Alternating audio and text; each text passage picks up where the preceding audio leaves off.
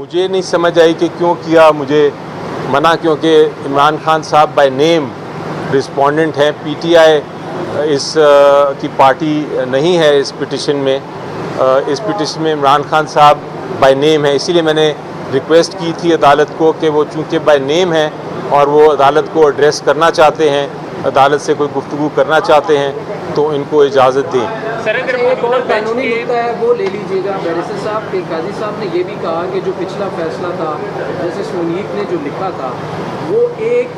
जज की अक्सरियत से फैसला आया था, तो क्या पार्लिमान के ऊपर एक जज भारी हो जाएगा? तो क्या सुप्रीम कोर्ट से अक्सरियती फैसला चाहे वो एक जज से हो, दो जज से हो, तो क्या उसको नहीं माना जाना चाहिए अगर वो पार्लिमान की मर्जी का ना हो? और अगर अक्सरियती फैसला एक या दो जज की हैसियत से नहीं माना जाना तो फिर सुप्रीम कोर्ट के फैसलों का क्या फ़ायदा है? जी बिल्कुल, आप दुरुस्त फरमा रहे हैं कि सुप्रीम कोर्ट का फ़ैसला चाहे एक की मेजॉरिटी से हो या दो की मेजॉरिटी से हो या ज़्यादा मेजॉरिटी से हो, वो फ़ैसला सुप्रीम कोर्ट का ही होता है। और इस केस में तो बड़ा सिंपल इशू था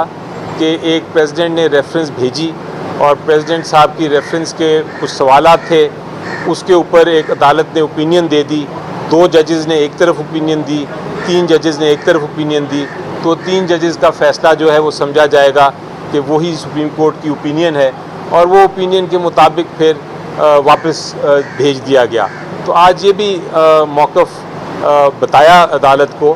कि आप ये जो supreme court of bar association की पिटिशन की बात कर रहे हैं उसका तो इस रेफरेंस के साथ कोई ताल्लुक़ ही नहीं है।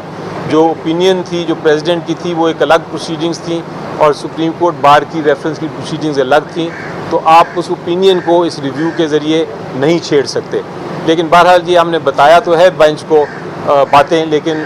हमारा प्रिंसिपल मौक़िफ़ यही है अभी तक और यही रहेगा और यही इंस्ट्रक्शंस हैं कि ये बेंच जो है ये इसकी चूँकि समात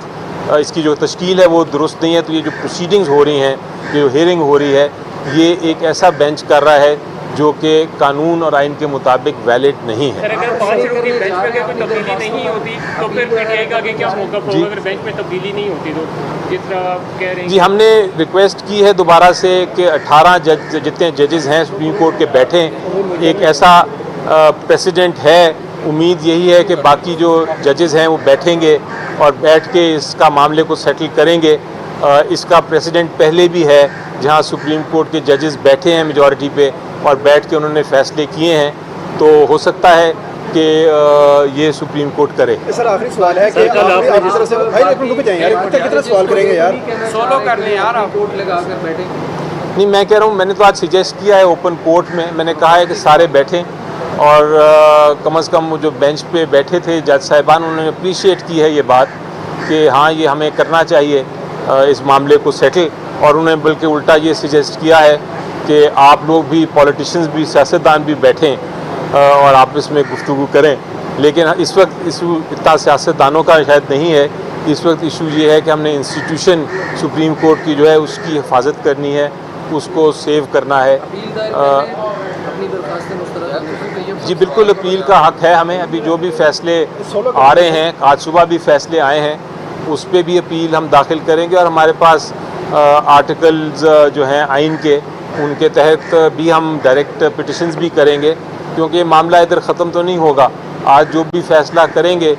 वो उनकी अब मर्ज़ी है, अंदर बहस चल रही है, लेकिन हम जो हैं हम अपना जो हमारा कानूनी रास्ता है वो हम ज़रूर इख्तियार करें। सर आपने बाइकाट का ऐलान किया है, आपके बाइकाट के बाद इस फैसले के ऊपर क्या असरअंदाज होगा और उसके बाद इसकी जो एक अखलाकी या कानूनी हैसियत है वो क्या होगा? जी देखें, बाइकआउट का मतलब ये है, बाइकआउट की वजह जो है वो ये है, बड़ी कानूनी वजह है कि हम इस बेंच को